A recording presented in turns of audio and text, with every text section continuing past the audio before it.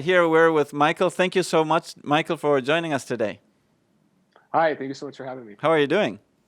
I'm doing great. Thank you for asking. How are you guys? Very good. Here with Very Father good. Richard in the studio. So Hello. yeah. So Hey. you had a question or topic you wanted to discuss. I do. So, a question I often run into with, especially my Protestant friends, is how do you go about explaining that receiving communion isn't considered cannibalism? Yet, when we do explain communion to our Protestant friends, we say it's true body and blood of Christ. So, how do you kind of differentiate the difference between it being the true body and blood of Christ, yet Mm-hmm. it's not cannibalism? Right. That's a good question. So to begin with, that is a concern that the first Christians in the primitive church, we could say, right, in the Roman Empire already had. So they were accused of cannibalism because they heard, oh, they're eating the flesh of their founder, So, Mhm. but now I don't have the perfect answer to that. But what I would say is the following: that yes, it is the true body and blood of Christ in its entirety. So, the body, the blood, the soul, and the divinity of Jesus Christ. However, Mhm. it's present in the Eucharist, uh, in Latin, ad modum substantiae, in Latin they say. So the body, the being of Christ is there, but not the accidents, right? So if Mhm. we were eating the accidents, like real material that you perceive as flesh and as blood, the perception, then one could argue much more clearly that it's cannibalism, right?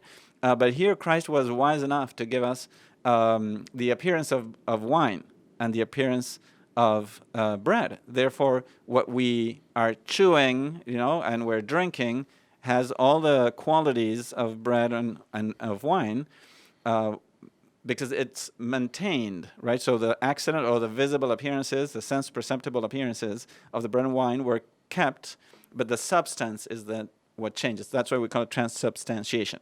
So that's what I would say, that the appearances are of bread and wine, and therefore it's not cannibalism.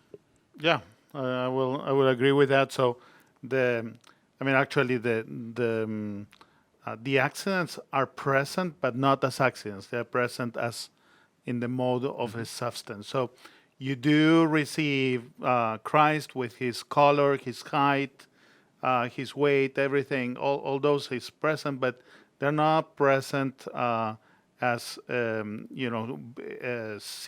viewable. You cannot see this accident, right? They're hidden. It's a very difficult thing to understand because it's the only case in whole nature that we Mm-hmm. can see something like that, right? And it's a miracle. Yeah. Yes. It's Yeah. something doesn't typically happen. One more thing I would say is that we are not just receiving his body and blood; we are receiving the complete Christ. And as far as the church used to say, "Totus Christus," so the whole Christ is present there. So, and we know, through just the catechism that is, body and soul, the body and blood, but the soul and the divinity, right? And so is Christ as he's at the right hand of the Father right now, in glory, and so he can't. Even if you wanted to bite on him, you couldn't take a piece of him because he's immutable now. He can't change, right? You can't hurt him. You can't. Um, so I think that might help. Hmm. And of course, Okay. uh, suppose that it's not cannibalism, right? But suppose there were some doubt about that. Well, there's no Mhm. question that Jesus Christ gave his body and blood to his apostles, right? And Jesus Christ wanted that. Absolutely.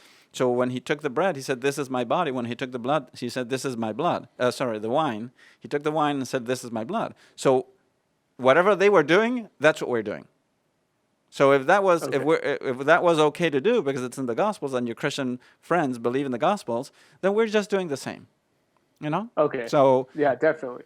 I would say whatever it is, it's what Christ allowed us and permitted us to do.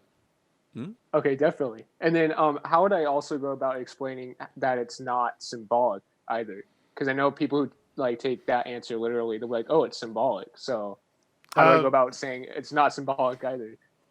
Yeah. So basically, take the words of Christ literally. This is my body and this is my blood. And John chapter 6, verse 52, he says there that he will give us his flesh to drink and his flesh to eat and his blood to drink. Okay. But anyway, well, thank you very much for joining us today. It's great to have you. Thank you so much for having me. Yeah, thank you so great much for topic having of me. conversation. I really appreciate it. Take care. All right, God bless you, Michael. Take care. All right, God bless you too. Bye. Bye-bye.